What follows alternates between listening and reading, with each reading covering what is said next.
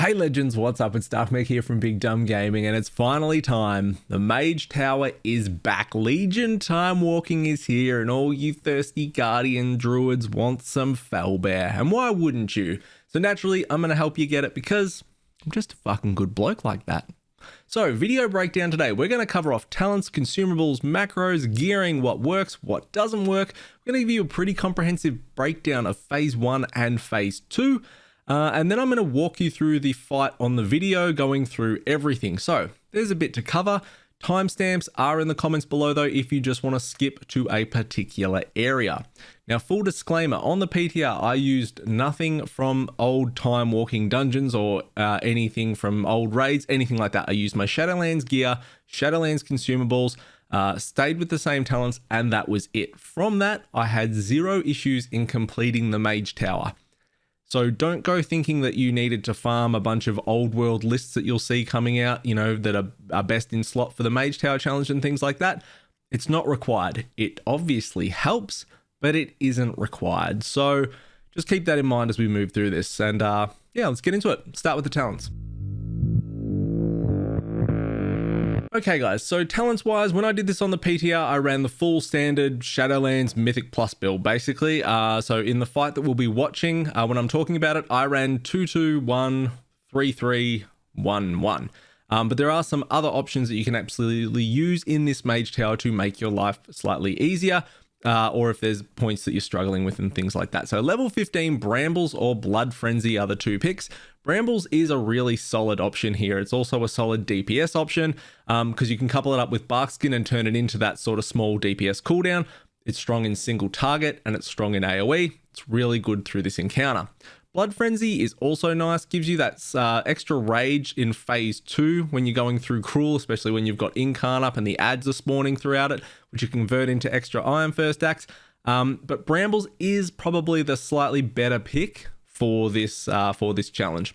Level 25 Renewal or Wild Charge. Renewal's an instant 30% heal. I think it's a really nice safe pick to have here, especially in Phase 2, if things get hairy or if you come under a bit of fire from the ads. Wild Charge is also really valuable as well if you get caught by a knockback or the Infernals or the Eyes, which will allow you to charge back in. You will have Goblin Gliders that will cover off, but this is another backup to that is really nice to have. Level 30 Balance Affinity, pretty much the only choice here. The extra range on your abilities is absolutely amazing in this challenge. You also gain access to Typhoon, which is really valuable with the ads if they're going to murder your NPCs and you need to knock them away. Level 35, Mighty Bash or Heart of the Wild. So, two decent options here. Mighty Bash is really, really valuable in Phase 2 in being able to delay Annihilate casts from Cruel. Heart of the Wild is really nice if you want to use the sort of owl strategy to blast through Phase 1 using Heart of the Wild, which I've seen, you know, quite a people do in videos from the Mage Tower, but I think Mighty Bash in Phase 2, where the fight generally gets decided, is probably the better pick. Level 40, Galactic Guardian or Incarn. GG's a really good choice just in regards to sustained damage and probably nets you more value in Phase 1 where you're spending a lot of time out of melee range due to the Aura of Decay. However, Incarn is just stupidly awesome in Phase 2 just from the pure safety factor it options with rage generation, the extra HP, making able to pick up the ads really easy if they're going towards Valen or Corvus with thrash spam, and just able to convert that rage into Iron Furs. Incarn's probably the better choice out of those two.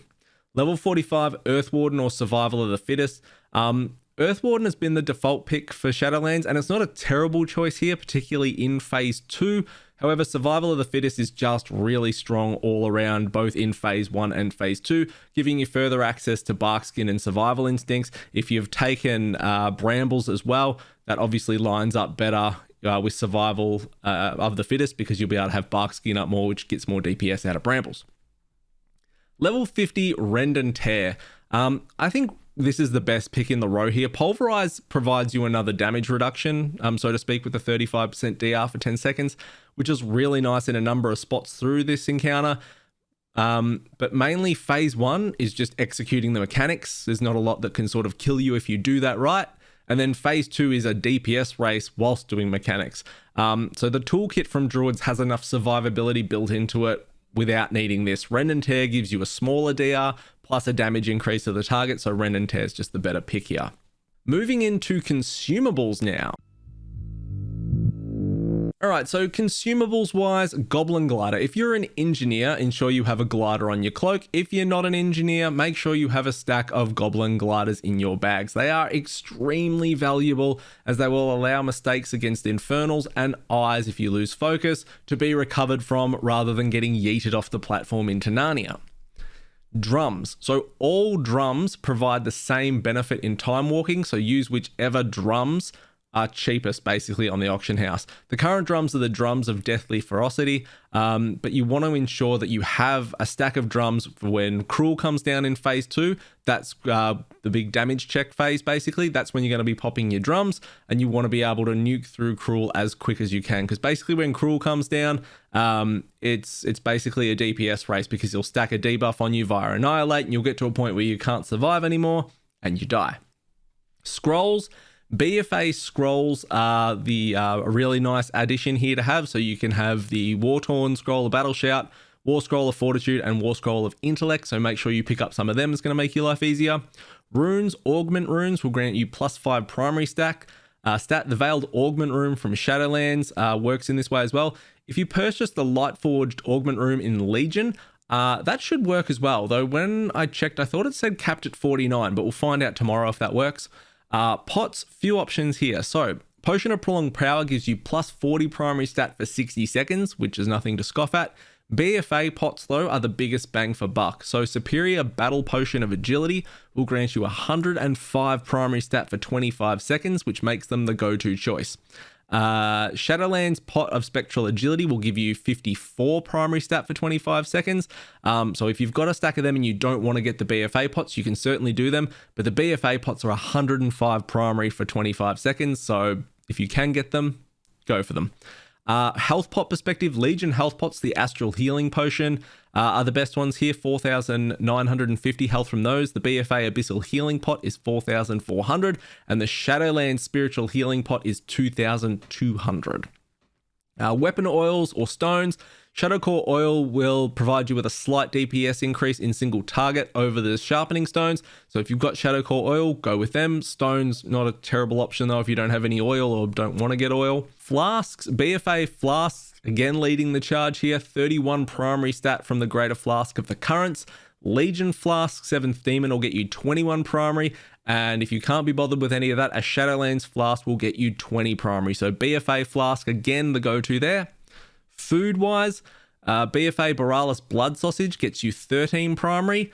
Mr. Pandaria Sea Mist Rice Noodle will get you 10 primary. And Shadowlands Feast of the Gluttonous Hedonism will grant you 7 primary. So again, BFA Borealis Blood Sausage. If you want secondary stats over any of that, Shadowlands actually wins here for a change with the sweet Silver Grill Sausage, giving you 18 versatility. Armor kits wise, Heavy Desolate Armor Kits gives you +10 stamina, so make sure you've got them on hand as well.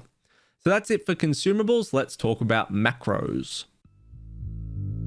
Alright guys, macros is a really short section because there's only one that you need for this tower if you don't already have it, and that is a focus macro. So in phase 1, focus Varus straight away, and in phase 2 when Gruul comes down, make sure you update your focus target to Cruel. What you're going to have is a Skull Bash focus macro, focus target Skull Bash macro, and you can see it on the screen there and it's in the description below as well. Make sure you have this. On Varus, you're going to interrupt the life drain. On Cruel, you're going to interrupt Twisted Reflections. It's a focus macro, so all you've got to do is hit the button, and it won't matter what you've got targeted. It will go and interrupt your focus target, which in phase 1 is Varus, in phase 2 is Cruel. Nice and easy. You don't have to think about it. Okay guys, so enchants are going to depend on what kind of gear you have basically. Now if you've gone out and farmed a bunch of socketed gear from Throne of Thunder, Siege of Orgrimmar, or Tomb of Sargeras, you'll most likely have the items that are below 50, which the Mage Tower scales you to. This will mean that you can apply a lot of the old world enchants to that gear.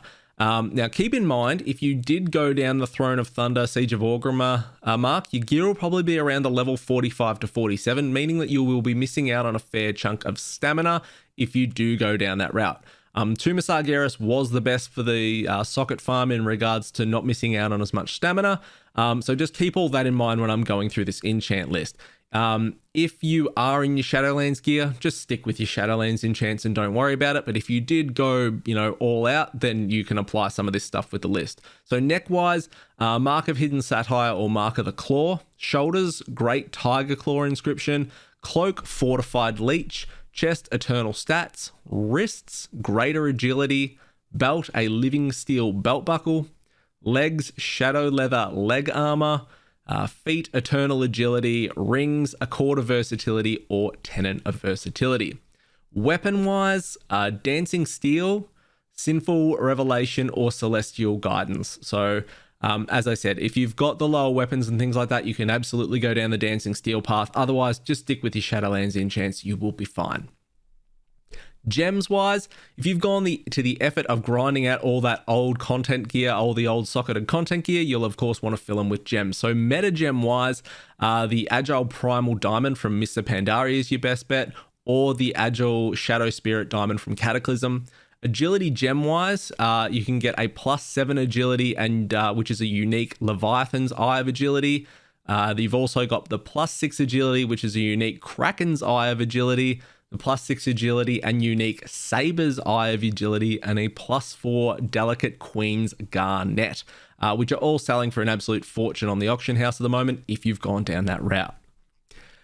Gearing wise, I'm not going to give you a BIS list of tier gear of sets, for the Mage Tower, from Throne of Thunder, Siege of Orgrimmar, Chromie, Time Walking, Legion TOS gear, and all that kind of stuff. If you've gone down that route, anything with sockets that was as close to level 50 as possible and not above was the best bang you could get for buck out of this. But again, you just didn't need it. Trinkets wise, anything from Shadowlands is going to be fine. Again, your Defense Matrix, Blood Spatter Scale, the File from Plaguefall, all that kind of stuff. The Decanter on PTR was doing stupid amounts of damage and overtune. So if that stayed the same, that's a really good option to use. Dragonspine Trophy from Gruul in TBC scales really well. Unstable Arcano Crystal from Earthworm Jim in Legion is really good as well. I used the Blood Spatter scale on PTR. It was really nice at just eliminating the nether horrors as soon as they spawned.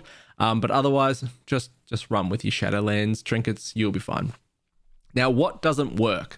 So what doesn't work is any form of borrowed power. Mop, legendaries, old world legendaries, tier sets, covenants, they've all been deactivated. So you are absolutely on your own here.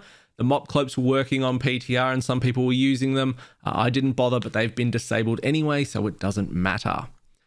All right, let's break down the fight now. Phase 1, Phase 2. Okay, so Phase 1, things to know. So Phase 1 is you fighting Inquisitor Varus and revolves around managing your stacks of Aura of Decay, kicking his heel, killing the horrors before they kill Valen, which will happen quite a bit, and not getting off the platform by eyeballs or infernals. So, important things for you to know. What is Aura of Decay? So Inquisitor Varus is surrounded by a big bad purple circle. When you enter the circle, you start gaining stacks of Aura of Decay, which reduces your max HP and its stacks. I'd recommend going to around 4 to 5 stacks at this at most, just to play it safe. It wasn't, his Mind Rend cast, which I'll cover in a second, wasn't dealing a whole lot of damage, and it enabled you to kind of go towards like 6 or 7 stacks quite comfortably. I would expect this to be tuned a little differently come tomorrow, so 4 or 5 is going to be a safe stack point to get out of Aura of Decay, wait for it to drop, and go back in. Mind Rend is the cast that Inquisitor Varus will be casting. It's an interruptible cast that deals moderate damage. Honestly, as long as you don't let your stacks of Aura of Decay go too high, you can let most of these Mind Rend casts go through. You want to save your Skull Bash so that you can interrupt the Drain Life whenever it comes up, so make sure you're hanging on to that. But you can use things like Typhoon to interrupt him. You can use your Incapacitating Roar and things like that, so make sure you're going down those options. You also might have Mighty Bash, which you can use to interrupt him as well. Drain Life. This is the heal that I've been banging on about. As soon as this comes up, kick it. Do not let it go off and tick. If it does, it's not the end of the world. You're just prolonging the fight though. You don't want to do that. Tormenting Eyes. These are eyes that spawn and will lock onto you with a beam. After the channel finishes, so when the channel is going, there'll be a beam towards you. When this finishes, if you are not facing that eye, you will get punted to Narnia. So either face the eye when the beam is going and is about to finish, or moonfire them as they spawn and just kill them that way.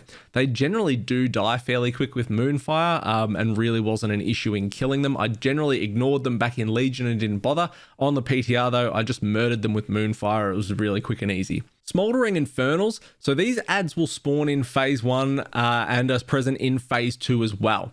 They don't actually die. They walk around pulsing damage, which in turn drains their own health. And then they do a large frontal smash that will punch you if you get hit by it. So then they get tuckered out. They have a rest. They recharge. And then they go again. So never waste time in damaging or like focus damaging the Infernals. Cleave and stuff's fine, but don't waste any focus damage on them.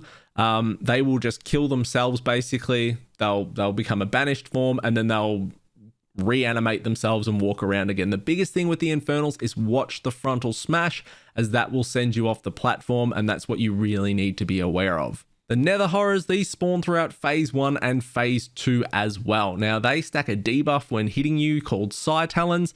This increases your arcane damage taken by 10% per stack. They will also cast an ability called Netherstorm, which is pulsing damage, and you need to ensure that you pick them up as quickly as possible, that you don't sit in the Netherstorm when it's going off, so use your Roar and things like that. Absolute quick note for you guys though, if these ads get onto Valen or Corvus, they murder them extremely quickly, and if they're nether storming over the top of them as well, it will absolutely melt them. So you need to kill them, stun them, do whatever you can to stop that if they are on them. And lastly, Prophet Valen, who's there. He's going to create some orbs. Now, these orbs instantly heal you and clear any of your debuffs. So it will also interrupt and blind all enemies when you run through those orbs. Use the orbs wisely if you can. In phase 1, if you've mucked up your kick and a drain life is going to go off, use the orb to interrupt that, for example. If you've let your aura of decay stacks go too high and you've got nothing to interrupt a mind rend that's going to come through and it's going to kill you, use an orb.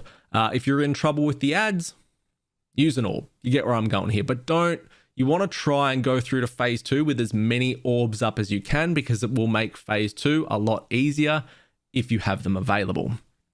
Okay, so that's phase 1. Let's talk about phase 2. Phase 2 things to know. So once you kill Inquisitor Varus, Cruel will come down and join the fight, and this is the sort of the serious pointy end of the stick.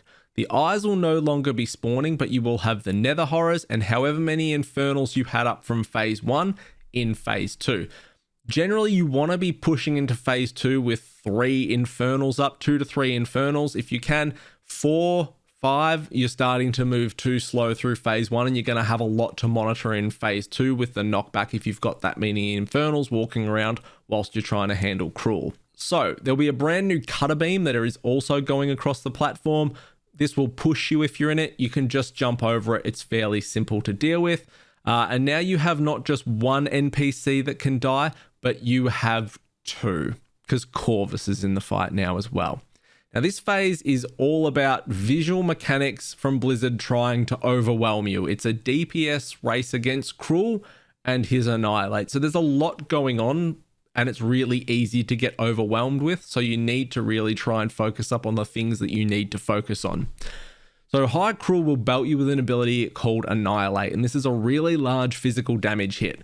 It puts the debuff stacks on you and increases damage taken by subsequent Annihilates each time you gain a stack.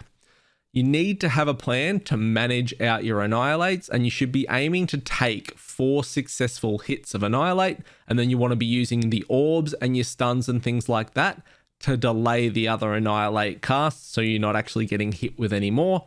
And then you're using your orbs when you're low or you're in trouble. Now, a roadmap for Annihilates, you could take the first Annihilate with, say, 2 stacks of Iron Fur. The next Annihilate, the second one could be Iron Fur and Barkskin. The third Annihilate could be Survival Instincts. And then your fourth Annihilate could be Survival Instincts and Barkskin. And that's just a rough layout, but you've got a lot of options to go. But when you're heading towards those third and fourths, you really want to be layering up stacks of Iron Fur, Barkskin, Survival Instincts to make sure that you're surviving those. Now, Cruel will be doing a cast called Twisted Reflection. If you fail to interrupt this, you basically kill your whole attempt. If you can get to an eye really quickly, if this successfully gets off, you might be able to save it.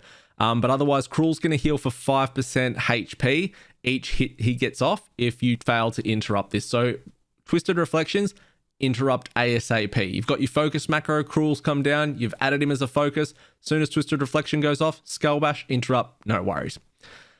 Cruel is also going to do a Nether Stomp. So he's going to jump around and leave giant green fell circles, which slow you and deal quite a bit of damage. So you need to get out of them ASAP. You've got your Cutter Beams, you've got your ads coming out, your Nether Horrors, and you've got Infernals walking around. So there's a bit going on, but they're the most important things. All right, look at the video now. I'll walk you through this. All right, guys, so here we are, the High Lord's return.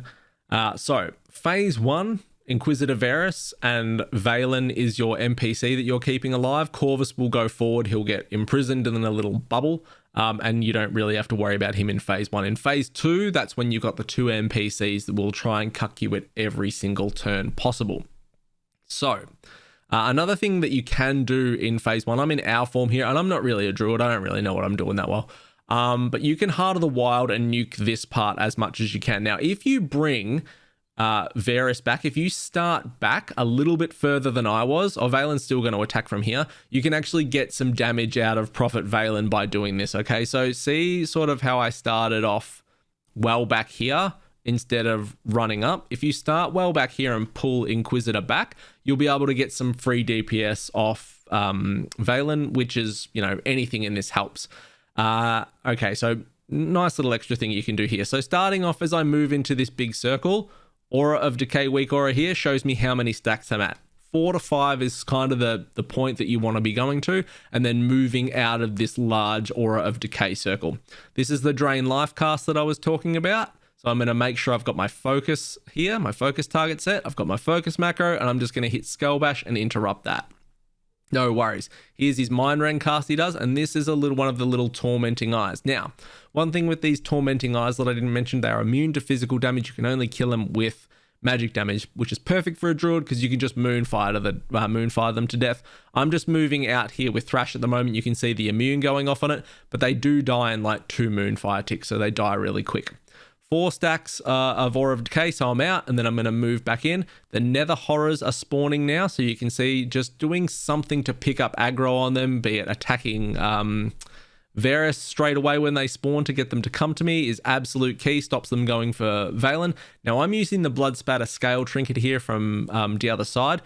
I use it here and it absolutely cleans up the ads. It's really good for the ads. So when they all get grouped up here, I pop the trinket, they're all dead. So Blood Spatter Scale, really nice in here. Drain Life's going to go off, make sure I get the kick. 4 stacks, I'm jumping out. I'm just going to Moonfire this eye while I'm out here because I don't really have anything else to do while I'm chilling out. Getting my Sunfire up on Varus to make sure I've got that. Aura of Decay stacks have dropped and I'm back in. Here's one of the Infernals that I was talking about. So you can see this big green circle. What they're going to do is they're just going to pulse that damage, and every time they do it, they're going to lose HP. They're going to walk around towards you. When they get in range, they're going to do this giant frontal smash. If you get caught in that, you're going to Narnia. Now, a nice little thing that I spoke about, if you can't get back in for Skull Bash and things like that, Drain Life's going to go off here. So I'm on the outside here. This Infernal's pulsing damage. I've got 6 stacks of Aura of Decay, so my HP's been reduced by quite a bit. All I'm going to do is get to the edge of this circle and use In-Cap Roar, which is going to shut down that. It's going to stun the Infernal as well, which means I got a bit of safety time. This eye's going to go off, this Mind Rend. I'm still at 6 stacks. I'm just going to take an orb, disorientate everything, gets full healed, and away I go. The orbs will also full heal the NPCs as well if they get in any trouble. Now, the Nether Horrors here are about to cast this Nether Storm, which does quite a lot of damage. I'm just going to Typhoon them away. They will move while that's going on. Now, I had an Eye and another Drain Life cast going off, so I've just used another orb again. You can be pretty liberal with your orbs. That Infernal's now reforming, so he's going to walk around again soon. Eye spawning. This phase is all just about just executing the mechanics. And as I said, you really want to be going through to phase 2 with only 1 or 2 Infernals up. Otherwise, you are well slow. I've got 1 up there. I went through to Cruel with 3 stacks of Aura of Decay, which is not exactly ideal, but it's not a big issue if you can phase it when you don't have any stacks of Aura of Decay. Now, Corvus has joined in the fight here as well. Corvus is just always going to sit at the back of Cruel DPSing.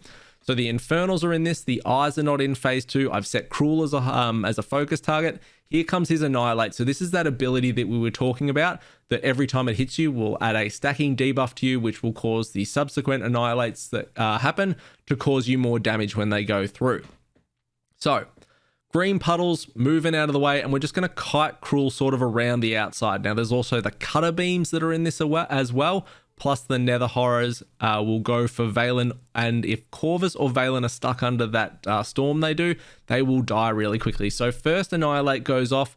I've got 2 stacks of Iron Fur to deal with that, and here's the interrupt that I was talking about as well, which is Twisted Reflections.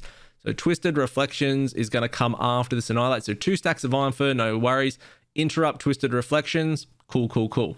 Now just watching out for the Infernal Smash that's going to be trailing around as well, making sure that I'm not in that range to get knocked off. Now, I used Incarn in phase 1, and I've got Cruel at 26%. I've still got 50 seconds left on my Incarn. You don't really need Incarn to get through phase 1.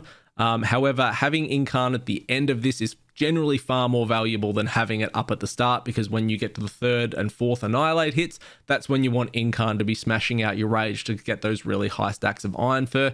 Generally when things are getting pretty hairy as well, and just being able to spam Thrash into Iron Fur helps your brain. Now you can see the ads spawning here. If they get over to Valen, you need to get to an orb ASAP if they're not coming to you. So just be really aware of that. Now here's the Cutter Beams coming through here. Again, these are just a distraction. You can just jump over them and that's it. Don't get paranoid about when the Cutter Beams are coming. Just jump over them. They'll push you a little bit. Just move. You're fine. You're Gucci. Okay. Now I'm pretty low here. I'm just going to dip into one of these orbs. I've still got 1 up, and then I'm just going to keep DPSing into Cruel. So again, just take him out. I don't want to put my green puddles all around these orbs. I want to try and keep this orb area around Valen fairly free so I can run in and get orbs when I need to without having to trek through green puddles if I play this well. Now, second Annihilate just went through, 2 stacks of Iron Fur and Bark Skin for that one. And again, not too many problems. Got my Blood Spattered Scale up now as well, so I could use that for an Annihilate, or I could use it to wipe the ads out quickly. Now, one thing that I will mention too here, it is a little bit risky, but you absolutely can do it. If you run out of cooldowns for Annihilates and you are a Night Elf, what you can actually do is Shadow Meld an Annihilate cast. Now, make sure there's no ads up at the time of doing this or you will get butchered. But what you can do is when Cruel is going to do an Annihilate, or Corvus will get butchered, sorry. But when Cruel is going to do an Annihilate, you can Shadow Meld. Cruel will then spin and he will Annihilate Corvus. But Corvus can take 1 hit of Annihilate, meaning that you won't wipe, meaning that you miss out on a stack of Annihilate. You can absolutely do that option if you need to. It's what I did in Legion, but you don't necessarily have to do it here. Now, good little point here. I got 2 of those ads here and I used my Blood Spattered Scale on them, but 1 went for Valen. This is what you really need to watch out for, because if it does a Nether Storm, which it's going to cast now, it will murder Valen. It takes like 2 ticks to kill the NPC. So you need to be really careful of that. So I'm actually just going to orbit just to stop that from happening. Now I've still got 1 orb up because I'm always trying to make sure I've got 1 orb. Now I've used Survival Instincts and I had my Blood Spatter Shield from that as well. And again, no really shields whatsoever. Dodging my Infernal, which I'm just kiting away, and I'm interrupting the Twisted Reflection. Now, Incarn's come back up for the last, at the 12% mark, which again is really nice to have it up for. Now, I am just going to orb this because the ads were going for Valen, and I'm just going to kill the ads while they're stunned. Valen dies really quick, okay? Like really, really, really fast. And it was crazy on the PTR. I don't know if they'll change it for live, but it was crazy. That last Annihilate was my 4th hit, which I Bark Skinned and SI'd. So I am just going to dance and hang around my last little final orb here while I nuke Cruel down. Now, I didn't have Mighty Bash or anything in this because, as I said, I just stuck with this standard talents, but I could have been Mighty Bashing him to delay that throughout that whole time as well. So that is pretty much it, guys. Any questions at all? Any way I can help you with this, hit me up in the comments below. I'm also more than happy, once I've knocked these over in the 2-week period, if you're really struggling with this and you want to do something where I jump into Discord with you and you share screen and I talk you through this and walk you through it if you're struggling, I am more than happy to do that. So please hit me up if you have any questions. Otherwise, go and get this fantastic skin. It does look really, really cool. I think I've got some footage of it where I get it here and I'm in it in game. It is an absolute banger of a form. Make sure that you don't miss out on this opportunity. And yeah, I'm more than happy to help if you need it. So thank you very much, guys. Like, comment, subscribe. Thanks for watching the video. I'll see you all next time. See you, fam.